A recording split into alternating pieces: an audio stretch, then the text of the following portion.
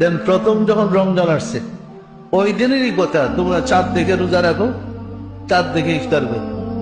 এরপর আরো কত বছর পার হয়ে গেল, রাসূল মদিনায় গেলেন, হিজরত করলেন, ওইখানে মুসলিম রাষ্ট্র গঠন করলো। সত্য না মিথ্যা বলেন? পরবর্তী লোক সংখ্যা যেন বৃদ্ধি পেয়েছে, মক্কা আছে, মদিনা আছে, আর তায়েফ আছে, বিভিন্ন দেশে মুসলমান আছে। তখন তার বলা সম্ভব না যে তোমরা চাঁদ দিকে রোজা রাখবে। বসতে বসতে সাহাবারা, ইয়া রাসূলুল্লাহ, আমরা কি করব, কিভাবে রোজা পালন করব? বললো চাঁদ গণনা কর, চাঁদ গণনা করে রোজা পালন করে। এরপর থেকে চাঁদ গণনার বিধান আসে।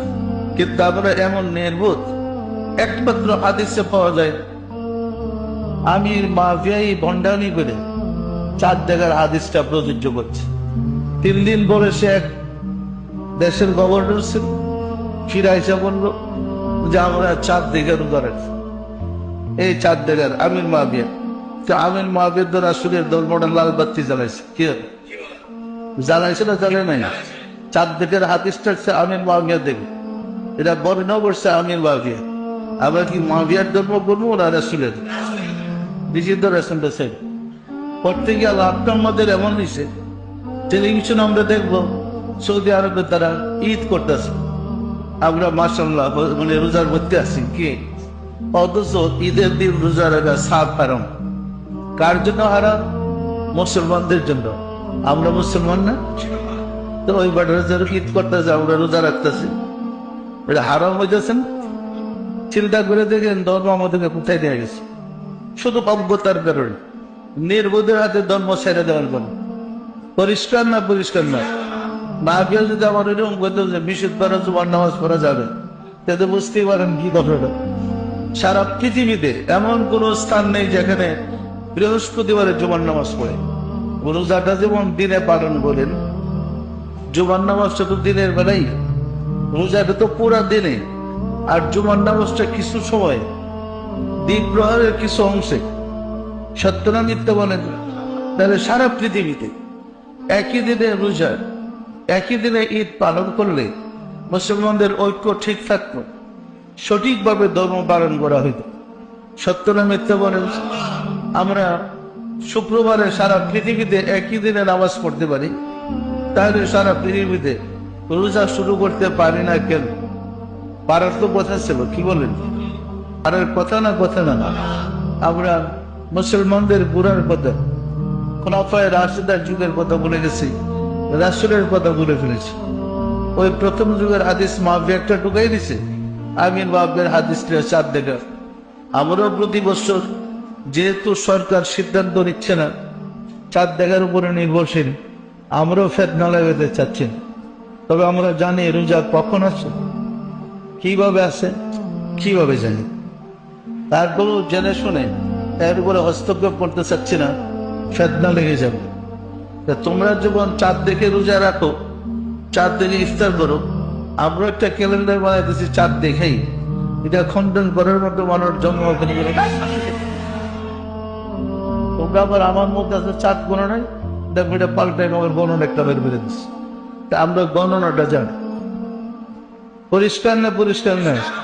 দেখেন কোন গ্রহের দিকে কোন গ্রহে সূর্য গ্রহণ, চন্দ্র গ্রহণ হবে, পৃথিবীর কোন জায়গা থেকে কখন কত বংশ দেখা যাবে, বিজ্ঞান কিন্তু 1 সপ্তাহ আগে, 15 দিন আগে, 1 মাস আগে বলে দিতে পারে। পারে না? পারে না? তো পৃথিবীর চাঁদরা কখন কোথায় থাকবে বিজ্ঞান বলতে পারে না? পারে না? তো আমরা বিজ্ঞানের ফর্মুলাটা মানলেই তো হয়ে যায়। ওইটা না মানলাম, চাঁদ দেখার সীমানায় কখন আছে এটা বুঝলে তো চলে। চলে না? চলে না? অথবা মুসলিম জাহানের যে ইসলামের প্রাণ কেন্দ্র কাবা, ওইখান থেকে তো ইসলামটা আসছে। আমরা যদি কাবার সাথে মিলে রোজা শুরু করি, কাবার সাথে মিলে ঈদ করি, কোরবানি করি, পারি না? পারি না? তাহলে তোমরা টেলিভিশনের দিকে একসাথে রোজা, একসাথে করতে বলছি না। তারা সকাল 8টার সময় করে, আমি 8টার সময় করবো, এরকম না। তাদের যখন সময় হয় তখনই তারা জোহরের নামাজ পড়বে। আমাদের যখন জোহরের নামাজের সময়, আমরা জোহরের নামাজ পড়ব। দেখা যাবে আমাদের জোহরের সময় তাদের ফজরের সময়, এটা সময়ের ব্যবধান হবে, দিনের কোনো পার্থক্য হবে না। পরিষ্কার না পরিষ্কার না? ওই সারা বিশ্বে একই দিনে ঈদ এবং রোজা পালন করা সম্ভব। এর উপরে আমি তো আজকে প্রায় 35 বছর আগে কিতাব বেরিয়েছি, এটা বিভিন্ন ভাষায় ট্রান্সলেট হয়েছে, বহির্বিশ্ব আমরা দিয়েছি। কিন্তু এর ব্যাপক ব্যাপারটা এটা একদম সহজ ফর্মুলা, চাঁদ গণনা। আপনার যেমন অগাস্ট মাস কত দিনে, আগস্ট সেপ্টেম্বর, মানে ইংরেজিতে মাসগুলো নির্দিষ্ট থাকার কারণে তাদের অফিস করতে সুবিধা হয় না, ছুটি ছাটার সমস্যা হয় না। ওই রকম 14 মাস একটা ফিক্স গণনা, ওইটার উপর যদি আপনারা ঠিক করে নেন তাহলে আর কোনো সমস্যা হওয়ার কথা ছিল না। কারণ চন্দ্র প্রতি বছর বছরই বারে কমে এরকম তো না, এটা সৃষ্টির আদিতে যেমন ছিল এখনো তেমনই আছে। তো আমি চাঁদ এবং সূর্যকে লক্ষ্য করে যদি গণনা করি তাহলে আমরা সঠিকভাবে ধর্ম পালন করা সম্ভব হবে। যেহেতু আমরা জানি না, না জানাটা সবচেয়ে বড় পাপ। কোরআনের বিধান আগেই করে আকিম সালাত, নামাজ কায়ে করে না, না ইকরা বিসমি রাব্বিকাল্লাযী খালাক, আগে জানো, জ্ঞান অর্জন করো, জান্না ইবাদত করো। কি নির্বোধের মতো না, জান্না ওষুধ খেয়ে পড়ে থাকো,